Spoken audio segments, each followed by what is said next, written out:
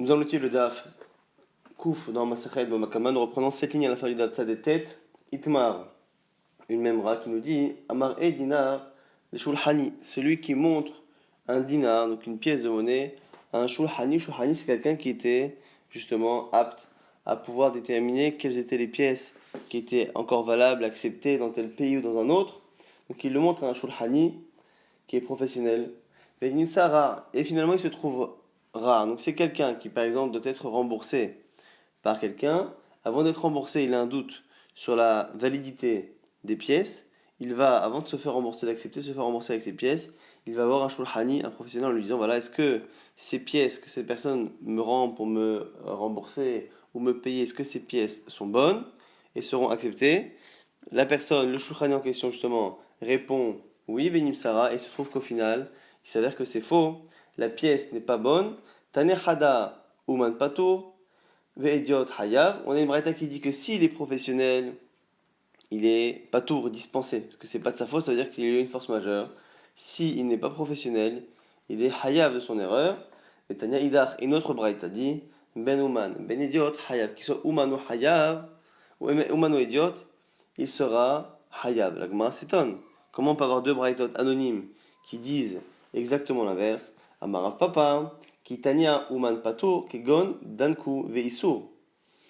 Delot sriche les migma klal. Alors, réponse de Rav Papa, lorsqu'on a dit que le uman est patour dans la première braïta, on a deux types de uman en fait. Quand on dit uman patour, un uman il est patour, c'est vraiment un uman qui est professionnel et qui est très très fort, tellement fort comme ces deux personnes qui étaient connues, Dankou et Issour, qui est a priori les deux personnes les plus compétentes du territoire, et ces personnes-là sont plus que professionnelles. Et celles-ci, on ne peut pour le coup rien leur reprocher.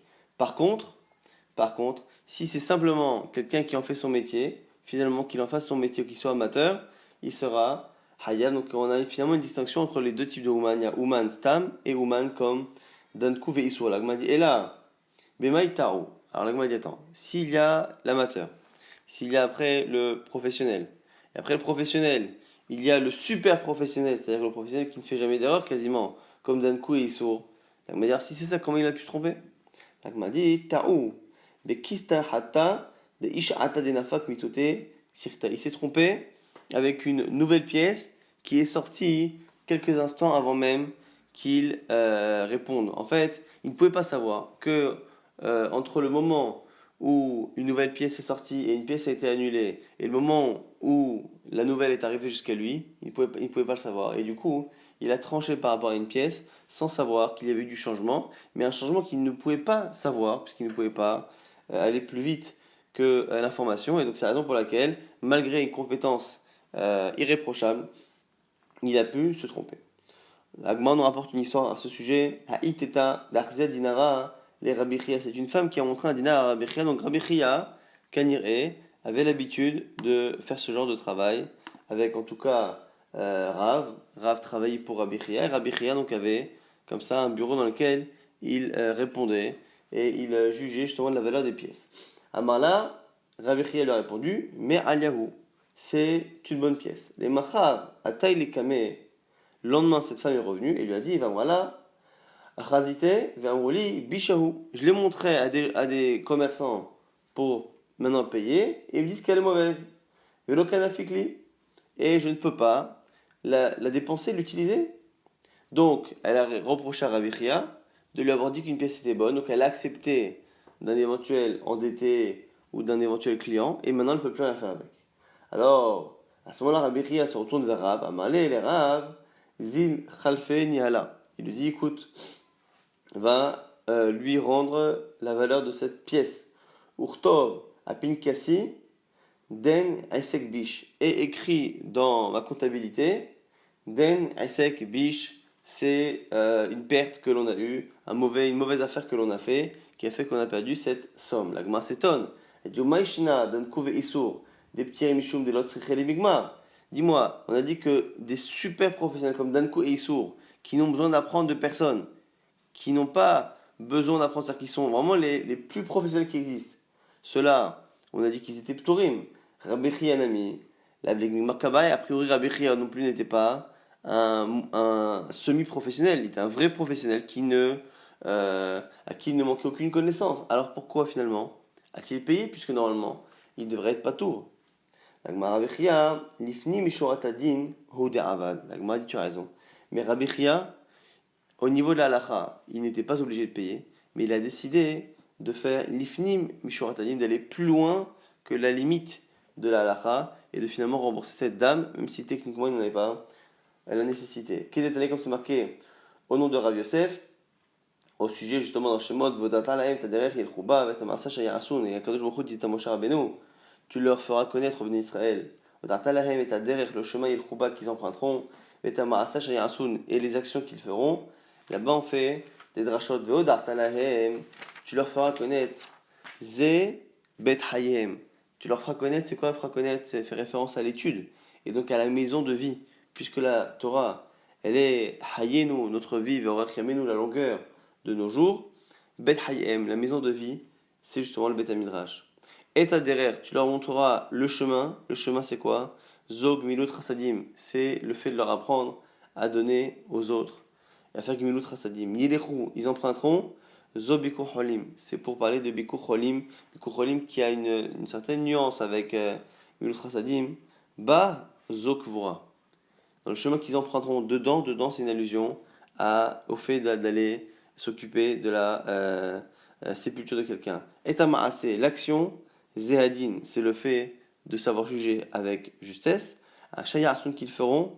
Zo lifnim mishortanim, que Moshe Rabbeinu a eu l'ordre d'apprendre au Béné Israël, et ici particulièrement Chachamim, au Dayanim, d'apprendre ce qui est à l'alacha, et des fois d'apprendre ce qui est souhaitable, non pas obligé, mais souhaitable au-delà de l'alacha. Et dans ce cas-là, même si Rabbi Chia pouvait se cacher derrière son statut de super professionnel pour ne pas payer, et dire que ce n'est pas de sa faute, malgré cela, il aurait été souhaitable pour quelqu'un de son niveau qu'il dédommage cette femme qui a dans tous les cas elle-même connu une perte, même si lui pouvait s'en dispenser. Il finit Yeshua Tladim, c'est ce qu'il a fait. Rabbi Chia. Resh Lakish arvele dinar al Rabbi Lazar. Resh Lakish a montré un dinar à Rabbi Lazar. Amar Ma'yahu, Rabbi Lazar lui a dit c'est un bon dinar. Amar lui dit Chazé da'alar kasamichna. Réponse de Resh Lakish dit regarde, je suis en train de compter sur ce que tu me dis. Je tiens compte de ce que tu me dis et je vais du coup accepter cet argent. Amalé, qui s'amart alay, maïlé memra. Réponse de Rabbi Lazar, il dit écoute, ce que tu me dis là, que tu comptes sur moi, qu'est-ce que ça change? Tu es en train de me dire qu'en gros, si elle n'est pas bonne, la pièce au final, tu vas me demander moi de te payer. Pourtant c'est toi qui as dit. Rabbi Meir hu des da'in dina des garmi. Maïlav Rabbi Meir velos viralan kevate. Pourtant, la perte étant indirecte entre mon information qui te dit que cette pièce est bonne ou pas et le fait qu'après tu perds de l'argent, vu que la conséquence est indirecte, ça s'appelle Garmi. Et Garmi, c'est toi qui as dit que la lacha de Garmi, elle était selon Rabbi Meir. Et a priori, si tu as dit que c'est Rabbi Meir, c'est que Rabbi ne soit pas d'accord. Et donc la lacha en général, elle est comme Rabbanan. Répondre à Shlakish, Amalelo, Rabbi Meir, Osir Alan Kevate. Non, quand j'ai dit que Garmi c'était la lacha de Rabbi Meir, c'est la lacha de Rabbi Meir, et je pense que ici la lacha est ainsi. La lacha est comme Rabbi Meir. Et donc, finalement, quand on cause un dommage de manière indirecte, on est chayav. Maintenant, la Gemara va se poser la question, quelle est la source, la Mishnah ou la Braïta, dans laquelle Rabbi Meir nous apprend Garmi? C'est pas clair, donc du coup, il faut en regarder plusieurs. Hey Rabbi Meir, quel est cet alcha de Rabbi Meir? Il est ma Rabbi Meir. Si tu veux dire que c'est le premier Rabbi qu'on va citer, la Gemara au passage, on profite pour donner les rachetevot, les initiales des 4 cas qui seront cités pour essayer de trouver Rabbi Meir. Dalet, Lamed, même P, c'est le siman, c'est le moyen mémotechnique. Premier ditnan, Dan et Tadin. Le premier Dalet, c'est Dan et Tadin. Zika et Hayav, Hayev et Zakai. Donc, on a un juge qui a jugé et qui, dans son jugement, a donné raison au coupable, rendu coupable celui qui avait raison, Vetimeta Taor, Vetiharet Tatame, ou au sujet de korbanot ou de nourriture, il a rendu impur ce qui était pur et il a purifié ce qui était impur. Masher Asa Asouy, son jugement qu'il a fait reste tel quel, on ne change pas ce qu'il a fait. Vishalem Mibeto, mais lui par contre, avec son argent personnel, il remboursera ceux qui ont causé des pertes, ceux à qui on a dit que c'était impur alors que c'était pur, ceux à qui on a enlevé l'argent, il le remboursera de ses propres deniers. Ha'itma Allah. Et là, donc ça, ce serait ça, du coup, la source de Rabbi Meir, c'est une Mishnah anonyme, donc souvent c'est Rabbi Meir, c'est un Mishnah, c'est Rabbi Meir. Et donc, du coup, on verrait que là, même s'il n'a pas fait exprès, comme il a provoqué, finalement, il est khayab, ce serait ça la preuve de Rabbi Meir. Et donc, du coup, c'est pour ça que Rabbi Lazare devrait payer le dinara, le fameux dinar, qui s'est avéré être mauvais lorsqu'il a annoncé qu'il était bon. La Gemara a dit, mais là-bas, c'est pas pareil. Pourquoi? Aïtma ala, amarabeila, amarab, vehu shinatal venatan beyad. Là-bas, ce qu'on dit, c'est précis, c'est parce que là-bas, hein, c'est le juge lui-même qui a ordonné que l'on prenne l'argent d'un tel et qu'on le verse à un tel. C'est lui qui est venu dire, voilà, ça c'est ta mais, ça c'est ta or. Et donc là-bas, comme c'est le juge lui-même qui a fait de manière active et directe un dommage, tu ne peux pas comparer avec un dit de Garmi. Garmi, c'est le cas où on a dit c'est indirect, c'est-à-dire que ici Rabbi Lazare ne fait que donner son avis sur la pièce, et c'est le fait qu'il donne un avis sur la pièce qui va provoquer que Resh Lakish va accepter cette pièce, même s'il lui a pas dit l'accepter. Il lui a pas pris de force. Il lui a donné une information qui va faire que, et cette information qui va faire que va provoquer indirectement un dommage. Alors la Gemara propose une autre halakha de Rabbi Meir, le fameux Lamed, Dalet Lamed, et là Rabbi Meir dit Nan, Litzbo alo Adam mutzva'o shachor. Adam. Donc il a demandé à quelqu'un de lui colorer, un teinturier lui colorer sa laine. En rouge, il a coloré en noir. Shachor ou Adam, ou l'inverse. Rabbi Meir Omer, notenlo deme samro. Selon Rabbi Meir, l'artisan garde la laine et il rend sa valeur, la valeur de la laine, il la rend au propriétaire. Et donc voilà, va quoi? Ratam, la Gemara dit donc tu vois bien là-bas que on considère le Ouman comme étant fautif alors qu'il n'a pas fait exprès. A priori, de colorer en rouge au lieu du noir, ou l'inverse, la Gemara dit là-bas aussi, c'est pas une preuve. Atam Karvi Beyadim, là-bas aussi le teinturier fait la chose avec ses mains. Et donc, Garmi, il faut que ce soit involontaire, mais il faut aussi que ce soit indirect. Or là, quand c'est fait avec les mains de l'artisan ou les mains du juge, c'est direct, donc c'est pas Garmi. Et là, Harabimir, c'est encore peut-être sur Rabimir dit Nan, Amsaker Gafno. Donc ici, on est dans le même. Mesaker Gafno, celui qui recouvre ici avec son geffen, avec sa vigne, Al-Gabé Tevoato Havero, à côté de la récolte de blé de son prochain. À Rezekidesh, il a rendu du coup la récolte de son prochain Kilaya Kerem, Kilaïm, des mélanges, une récolte qui est mélangée de vigne et de blé, et Kilaïm est interdit à tout profit.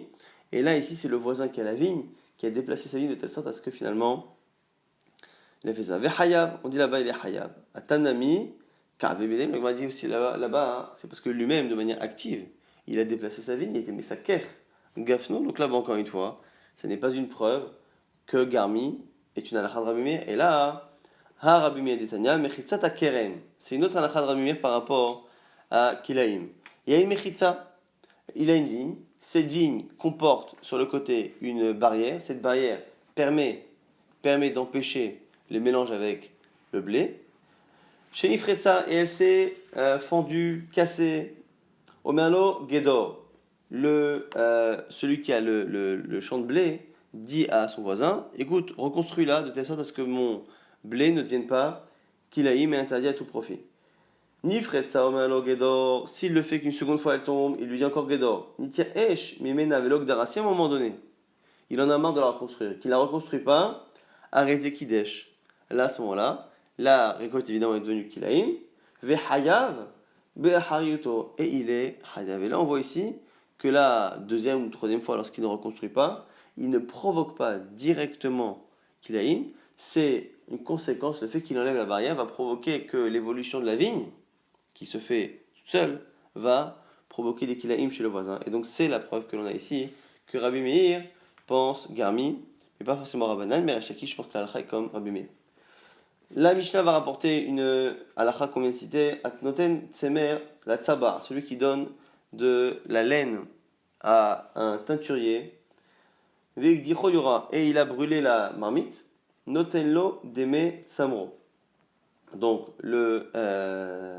l'Ouman, le teinturier, doit donner la valeur du Tsemer. Donc là, c'est pas compliqué, puisque comme la laine est abîmée, la laine ne revient à personne, elle est abîmée. Donc, il donne l'argent. C'est un dédommagement classique. Maintenant, dans le cas où il n'a pas réellement endommagé la laine, mais qui n'a pas fournit la prestation prévue. Et la question ici va être de, même si la prestation voulue n'a pas été faite, qui va être bénéficiaire justement du profit. Tsevao Kaour, il a fait une couleur, on verra par la suite. Kaour, c'est-à-dire qu'il n'a pas fait une belle couleur. Il a utilisé le fond de la marmite de telle sorte à ce que la couleur était un peu délavée et ça ne fera pas une belle couleur. Im Ashevar Yater Alayetia. Si le profit que la laine a eu par la couleur, il y a une couleur tout de même, et donc cette laine-là vaut plus qu'une laine vierge. Si le profit est plus important Alayetia que la dépense qu'a fait le Ouman, à ce moment-là, Noten Lo Etayetia, il lui paye que les frais. Si par contre la couleur a coûté plus cher que le résultat, il ne lui paye, notenlo et il lui paye que le résultat. Donc on voit ici que le client récupère sa laine. Simplement, est-ce qu'il paye il ne paiera pas évidemment ce qu'il a demandé une couleur propre, il ne paiera pas la couleur propre. La question, c'est est-ce qu'il paye la couleur mauvaise ou est-ce qu'il paye les frais que ça a coûté à l'artisan, au teinturier. Et la Mishnah nous dit que ça dépend quel est le moins important et il paiera le moins important des deux, que ce soit les coûts réels ou que ce soit la couleur. Maintenant, l'Itzva'alo Adam ou Tzva'o Shachor. Il lui a demandé de colorer en rouge et colorant en noir. L'inverse, Shachor ou Tzva'o Adam. Rabbi Meir Omer. Rabbi Meir nous dit Noten lo demet samro. Il lui donne la valeur du tsemer. Donc on a ici le cas selon Rabbi Meir où la couleur a été mal faite, enfin c'était une mauvaise couleur qui a été choisie, c'est trompé sur la couleur. On laisse la laine au propriétaire et le Oman ne fait que payer le tsemer. Ça c'est ce que nous dit Rabbi Meir. Rabbi Yuda Omer, Rabbi Yuda pense que non. אם השבח יתר על היציאה, נותן לו את היציאה, ואם היציאה יתר על השבח, נותן לו את השבח. Ça dépend lequel est le plus important, les dépenses ou la couleur, et à ce moment-là, il lui rembourse le moins important des deux. Donc ce qu'on voit ici, c'est que selon Rabbi Meir, c'est particulier. Selon Rabbi Meir, c'est le Ouman, c'est le teinturier qui va garder la laine cette fois-ci. Donc il a une laine qui valait, on va dire, 100. On lui a demandé de colorer en couleur X et lui il a coloré en couleur Y. Ce qu'on nous dit, c'est qu'il garde la laine avec la couleur et il rembourse la valeur de la laine qui a été donnée par le propriétaire et qu'il ne récupérera pas. Mais ce qui est intéressant, c'est que selon Rabbi Meir, du coup, le Ouman gagne quelque chose, c'est qu'il récupère le gain de son travail, puisqu'au final, il a payé pour une laine qui est vierge et lui maintenant, il garde une laine qu'il a travaillée. Donc le travail qu'il a fourni dedans, le travail qu'il a fourni de la colorer en rouge, même si c'était prévu en noir, au final, il l'a gardé. Pourquoi Rabbi Yuda n'est pas d'accord? Parce que Rabbi Yuda ne veut pas que cette erreur coupable provoque un gain, entre guillemets, chez l'artisan, chez le teinturier. Donc il préfère dire que non. Que c'est le propriétaire de la laine qui récupère et qui va dédommager l'artisan, soit des coûts que ça a causé, soit de la valeur tout de même qu'a cette couleur, et il paiera le million entre les deux, de telle sorte à ce que le teinturier ne soit pas gagnant. La Gemara au passage dit Maï Kaour, c'est quoi qu'il a coloré Kaour dans le début de la Mishnah? Amar Nachman, Amar Abba Bachana, Kelabous. C'est Kelabous. La Gemara dit Maï Kelabous, Amar Abba Bar Shmuel, réponse de Rabba Bar Shmuel. Kafra Doudé, c'est le fond de la marmite, le fond de la marmite dans lequel les colorants ont perdu un peu de leur force. Et donc c'est la raison pour laquelle la couleur n'est pas comme il faut. Et c'est la raison pour laquelle on a le sujet de notre Mishnah. Donc on va très rapidement résumer ce DAF qui n'était pas très long et pas très difficile. On a vu que lorsque l'on avait un shulchani, quelqu'un qui était dont le commerce était d'estimer quelles étaient les pièces bonnes ou mauvaises qu'on pouvait accepter en tant que commerçant, en tant que créancier ou pas, on a vu que dans certains cas, ce shulchani pouvait être engagé par rapport à son jugement et par rapport à ce qu'il a dit au client. On a fait une distinction. S'il est amateur, ou on va dire professionnel ou semi-professionnel, mais un professionnel stam qui a encore des choses à apprendre, quoi qu'il arrive, il sera responsable. Mais, alors, selon le commentaire, il y en a qui disent que c'est Dafka lorsqu'il est payé pour cela. Mais celui qui est dispensé, c'est celui qui est Ouman, mais Ouman, comme Dankou et Issour, donc deux grands spécialistes. Rabbi Chia a l'air de faire partie de ces spécialistes. Ceux-là, par contre, ils sont tellement professionnels qu'ils seront, quoi qu'il arrive, pas tour. On a vu par contre que même si on n'est pas tour, ce serait mieux, si possible, tout de même que le professionnel paye. C'est ce qu'a fait Rabbi Chia. Il a dédommagé la femme qu'il avait trompée sans le vouloir, parce qu'il est fini Mishouat Adin, ce qu'on apprend ici, Vetamar Sacharia Asun, qu'il y a le din, mais il y a ce qui est souhaitable, et ce qui est souhaitable a été fait par Rabbi Chia. On avait après qu'on avait un avis de Rabbi Meir qui pensait que Garmi c'était Asun, donc lorsqu'on provoquait un dommage de manière involontaire, mais de manière indirecte, on était Hayab après avoir cherché plusieurs sources. La source finalement, c'est celui qui a une vigne et qui a une barrière qui le sépare de la récolte de blé de son prochain, et la barrière tombe à plusieurs reprises. À un moment donné, il ne la reconstruit pas.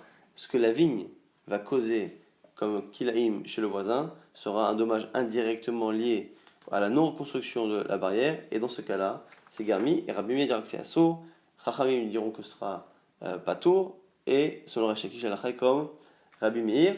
On avait après que lorsque on avait demandé à quelqu'un, un teinturier, de colorer une laine,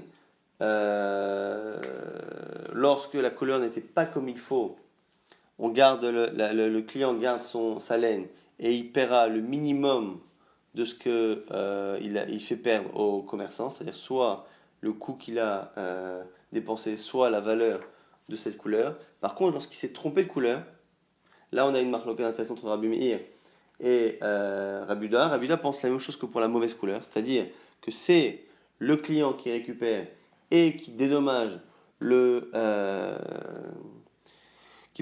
teinturier du minimum, soit de ce que ça a coûté, soit de ce que ça vaut comme couleur, mais le minimum des deux.